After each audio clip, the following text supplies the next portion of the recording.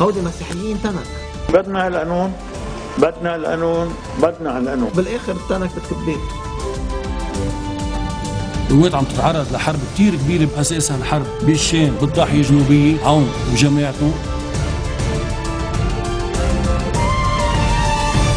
Good afternoon. It is Friday, May 24th. I'm Yumna Naufal, and these are today's headlines. Heavy shelling and fierce gun battles rage on in Tripoli between pro- and anti-Assad fighters, leaving at least 23 people dead in 6 days of clashes. Russia says the Syrian government has agreed to attend an international peace conference in Geneva proposed by Russia and the United States. And in a major policy speech, U.S. President Barack Obama defends his administration's drone war against al-Qaeda and its allies, but makes clear he is narrowing the scope of targeted killings. Heavy shelling and fierce gun battles rage on in Tripoli between pro- and anti-Assad fighters, leaving at least 23 people dead in just 6 days of clashes. Security sources count of the wounded increased to 200 since the fighting erupted on Sunday between supporters of Syrian President Bashar al-Assad in the predominantly Alawite neighborhood of Jabal al-Muhsin and pro-Syrian uprising fighters in mainly Sunni Bab al-Tabani. Nearly 1,200 mortar shells and rocket-propelled grenades were fired in Tripoli between 9 p.m. Thursday and 7 a.m. this morning. The fight may have spread beyond the traditional neighborhood battle lines as masked gunmen fought a nearly 2-hour battle with Lebanese troops in the Khna alleyway of Abu Samra in southern Tripoli after midnight. President Michel Sleiman notes that the Lebanese people are willingly turning Lebanon into a battleground through the unrest in Tripoli and through fighting in the Syrian region of Qusaid. He said on the occasion of Resistance and Liberation Day, the concept of resistance must rise above strife on the internal scene or in fraternal countries. We must therefore not pay the price of the democracy of others, he remarked after meeting Army Commander General Jean Ahwaji at the Defense Ministry in Yerzeh. Lebanon has not reaped the rewards of the liberation of southern Lebanon, and its people have not liberated themselves from their allegiances to political powers, he continued on the 13th anniversary of the liberation of southern Lebanon from Israeli occupation. In addition, he stated that Lebanon should be protected through the implementation of UN Security Council Resolution 1701, adherence to the Babda Declaration, and adoption of a defense strategy that clearly organizes the relationship between the army and resistance. Officials have submitted their candidacies for the upcoming parliamentary polls, including the Free Patriotic Movement, the Amal Movement, and March 14 independent MPs, despite strong objections over the adoption of the 1960 electoral law at the polls to avoid uncontested victories. Free Patriotic Movement leader MP Michel Aoun, caretaker Telecom Minister Nicolas Sahnawi, and several members of the party filed their electoral candidacies. MTV reported later on that members of Speaker Nabih Bidis' parliamentary bloc and others from the Maradav movement, which is led by Sleiman Frangieh, also submitted their candidacies. In its 8th round of talks, the Parliamentary Electoral Subcommittee has failed again last Monday to reach an agreement over a new electoral law, as Bidi did not set a date for a new session. Russia says the Syrian government has agreed in principle to attend an international peace conference in Geneva proposed by Russia and the United States. The opposition Syrian National Coalition, currently meeting in Istanbul to discuss an interim government, has said it will only attend the meeting in Geneva if Syrian President Assad steps down. Linda Tamim reports. Syria's opposition coalition has met in Istanbul, Turkey, to decide whether to participate in a U.S. and Russian-sponsored conference in Geneva to try to end the Syrian civil war. The Syrian opposition has dismissed a statement by Russia announcing that the Syrian government had agreed in principle to attend an international peace conference. Well, first we would like to hear that from the spokesman of the Syrian government. What is Russia speaking on behalf of the Syrians? The Assad government should make that point clear. And then we would like to know whether this delegation is empowered to make decisions, including the transfer of power to this interim government, the transitional government, that is fully powered to make decisions. So that's not clear. The coalition has been rudderless since the resignation in March of Muaz al-Khatib, a respected Syrian cleric who had floated 2 initiatives for Assad to leave power peacefully. Member of Syrian National Coalition Luay Safi, a candidate to become the new head of the opposition, said the coalition welcomes any diplomatic initiative to end the conflict. But he has little confidence in the Syrian government. We welcome that initiative, the attempt to have a political solution. This is something we aspire to. So we are very supportive of the initiative. Our fear is that the regime is not going to negotiate in good faith. And we would like to hear enough to know that really they are serious about these negotiations. In the past, as you know, they have played games with us. A session of the 60-member General Assembly of the Islamist-dominated coalition will also elect a new head and discuss the fate of Provisional Prime Minister Ghassan Haitou. Coalition insiders say Haitou has come under heavy criticism for being too influenced by opposition figures with close links to Qatar. Meanwhile, the Arab League Committee on Syria has convened at its headquarters in the Egyptian capital of Cairo to discuss logistics for the upcoming Geneva Peace Conference. The United Nations and Arab League mediator for the Syrian conflict, Lakhdar Brahimi, said both the Syrian government and the opposition were preparing to take part in the internationally sponsored conference. Washington and Moscow are scrambling to revive diplomacy, compelled to step up peace efforts by new reports of atrocities on both sides, suspicions that chemical weapons have been used, and the rise of al-Qaeda-linked fighters among Assad's foes. Russia says talks must include Assad's government and Iran. Arab League chief Nabil al-Arabi recently announced that the Geneva conference is the only way out of the crisis that has so far claimed 80,000 lives. Next, police in London arrest a man and a woman in connection with the murder of a British soldier in Woolwich. Stay with us. We have more after the break.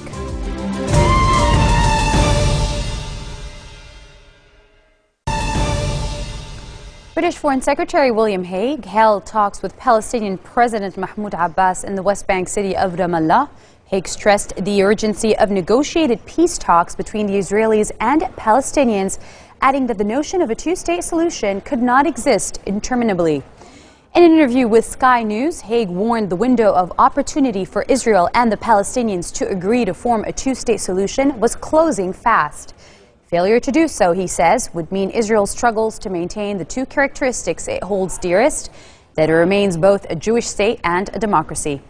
John Kerry, the U.S. Secretary of State, was also in Israel as part of his country's drive to get the Israelis and Palestinians back to the negotiating table.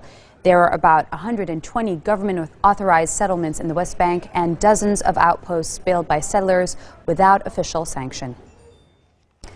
In other world news, IMF chief Christine Lagarde arrived for a second day of questioning by French prosecutors who were due to continue quizzing the French former finance minister over her role in a $366 million arbitration payment made to a supporter of former President Nicolas Sarkozy. During a long session on Thursday, Lagarde spent nearly 12 hours answering questions of 3 investigators.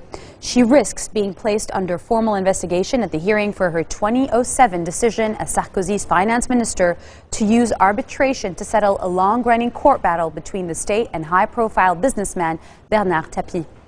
Under French law, that step would mean there exists serious or consistent evidence pointing to probable implication of a suspect in a crime. It is one step closer to trial, but a number of such investigations have been dropped. Such a move could prove uncomfortable for the International Monetary Fund, whose former head, Frenchman Dominique Strauss-Kahn, quit in 2011 over a sex assault scandal, and for a woman rated as the most influential in France by Slate magazine. From influential woman to influential man, U.S. President Barack Obama shifted the United States away from a boundless global war on terror, restricting deadly U.S. drone strikes abroad and taking steps toward closing the Guantanamo Bay military prison. In a major policy speech, Obama defended his administration's drone war against al-Qaeda and its allies, but he made clear he was narrowing down the scope of targeted killings, a campaign that has faced growing condemnation at home and abroad. Beyond the Afghan theater, we only target al-Qaeda and its associated forces. And even then, the use of drones is heavily constrained. America does not take strikes when we have the ability to capture individual terrorists. Our preference is always to detain, interrogate, and prosecute them. America cannot take strikes wherever we choose. Our actions are bound by consultations with partners and respect for state sovereignty. America does not take strikes to punish individuals. We act against terrorists who pose a continuing and imminent threat to the American people, and when there are no other governments capable of effectively addressing the threat. And before any strike is taken, there must be near certainty that no civilians will be killed or injured, the highest standard we can set. Now for news around the world in brief. Part of a 4-lane freeway bridge over a river in rural Washington state collapsed, sending vehicles and drivers tumbling into the frigid water. 2 of the 3 people rescued from the river were hospitalized with hypothermia. There were apparently no fatalities. Authorities are awaiting confirmation on the cause of the collapse. The freeway is the main corridor for car traffic between Seattle and Vancouver, Canada. The bridge was built in 1955, according to the website for the National Bridge Inventory Database. Video from on board a British Airways flight shows the moment the jet was forced to make an emergency landing at Heathrow Airport. An unnamed passenger told Reuters that the right-hand engine appeared to catch fire as the plane descended through the clouds, but it went out after 10 to 15 seconds. The plane was traveling from London to Oslo and was forced to make an emergency landing at Heathrow after a technical fault in an engine.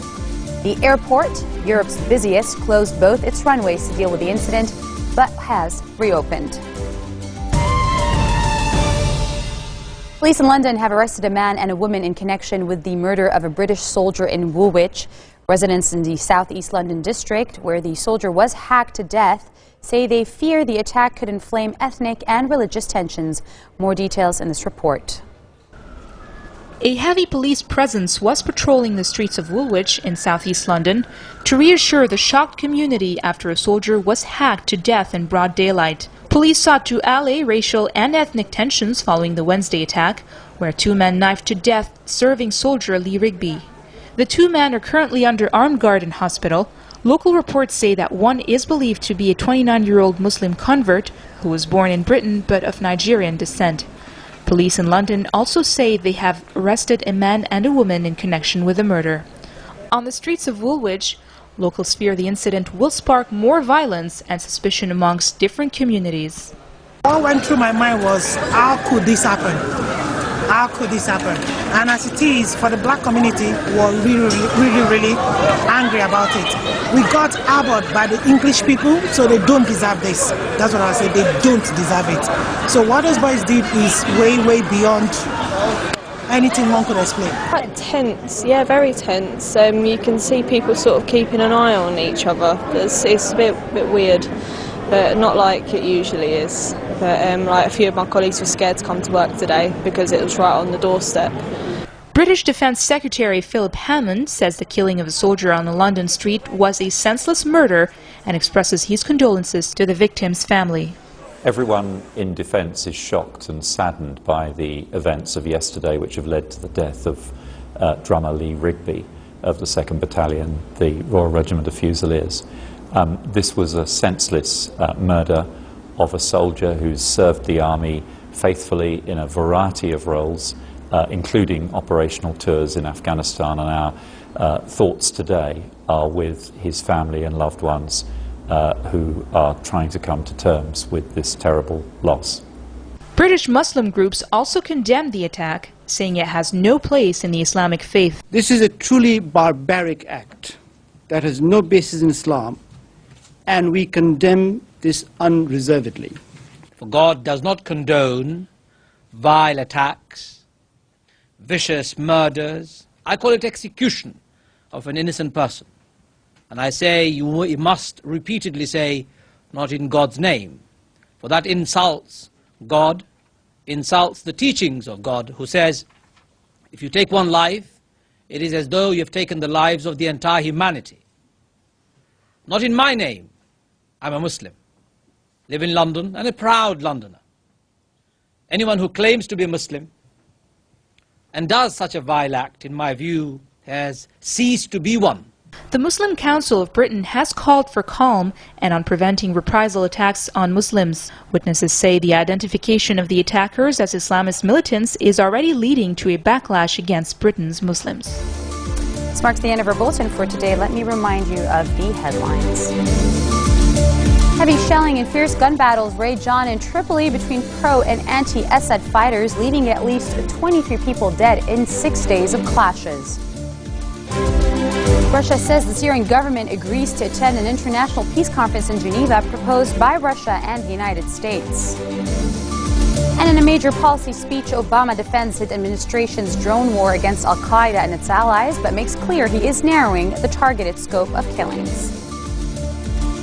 Those are your Friday headlines live on Future Television in Beirut. I'm Yumna Naufal, wishing you all a good weekend.